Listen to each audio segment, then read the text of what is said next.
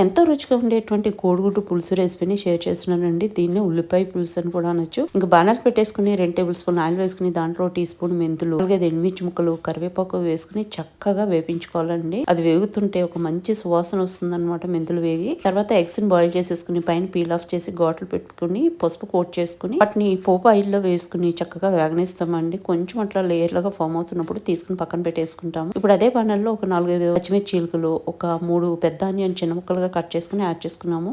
Onions ఎక్కువ కావాలంటే ఇంకొంచెం ఆనియన్స్ కూడా యాడ్ చేసుకోవచ్చండి. అందుకనే దీనికి ఉల్లిపాయ పులుసు అని కూడా అంటారు అన్నమాట. కొంచెం అట్లా నూనెలో ఫ్రై అవనిచ్చి దీంట్లో కొంచెము పసుపు యాడ్ చేసుకున్నాం. అదేవిధంగా రుచికి సరిపడా సాల్ట్ కూడా యాడ్ చేసేసుకున్నామండి. యాడ్ చేసుకున్న తర్వాత మొత్తం అంతా మంచిగా మిక్స్ చేసుకుని ఆల్మోస్ట్ ఒక 80% వరకు వేగే వరకు మనం మూత పెట్టి మగ్గించుకుంటాం ఉల్లిపాయని.